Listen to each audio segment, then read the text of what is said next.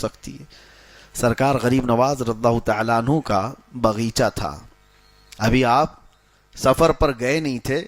اس وقت آپ کا جو والد گرامی کا دیا ہوا باغیچہ تھا اس کی آپ دیکھ بھال کرتے تھے. لیکن ہوتا کیا تھا, دن بھر حضرت سرکار غریب نواز رضی اللہ تعالیٰ عنہ قرآن کی تلاوت کرتے رہتے. باغیچے میں بیٹھ کر تیزی سے قرآن پڑھتے رہتے تھے تنہا. لیکن ان کے ساتھ ایک الگ معاملہ ہوتا تھا. وہ فجر میں جیسے ہی آتے تھے تو باغیچے کی پوری صفائی کی گئی ہوتی تھی.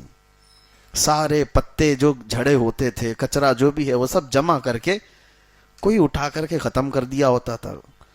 تو سرکار غریب نواز رضی اللہ تعالیٰ عنہ فرماتے ہیں میں روز دیکھتا ہوں کہ کون خادم ہیں جو میرا کام کر کے چلے جاتے ہیں, باغیچہ پورا صاف کر کے چلے جاتے ہیں. دیکھا, آس پاس والوں سے پوچھا تو کوئی آتا نہیں ہے.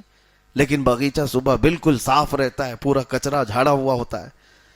تو ایک دن آپ تہجد کے بعد سیدھے آ گئے باغیچے کے اندر, فجر کی اذان اور نماز سے پہلے ہی, کہ دیکھتے ہیں تو جیسے ہی آپ باغیچے میں آئے تو کچھ لوگ جھاڑ رہے ہیں اور کچرا جھاڑ رہے ہیں اور سب جمع کر رہے ہیں.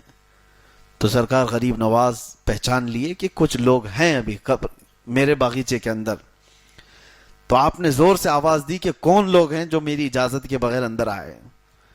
تو کچھ لوگ چلتے ہوئے جھاڑو چھوڑ کر کے آئے. وہ انسان نہیں, وہ جنات کی جماعت تھی. وہ جنات کی جماعت تھی. قریب آ گئے اور کہا سرکار غریب نواز رضی اللہ تعالیٰ عنہ سے ہم ہیں جو یہ صاف کر رہے ہیں. تو آپ نے پوچھا کہ میرے باغیچے کی یہ خدمت کس لیے کرتے ہو؟ توجہ, جس کے لیے میں نے بتایا.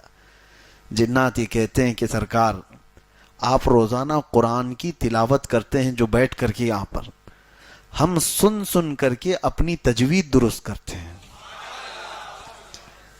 ہم کو قرآن پڑھنا آ گیا آپ کے بلند آواز سے, قرآن پڑھنے کی وجہ سے. تو آپ ہمارے استاد ہوئے تو استاد کے گھر کا یا باغیچے کا کچرا تو صاف کرنا یہ شاگرد کی شان ہے. تو میں یہاں یہ کہہ رہا ہوں قرآن پڑھو, تمہارے گھر کے بھی کام جنات کر کے چلے جائیں گے. یہ ہیں کوٹک نیوز.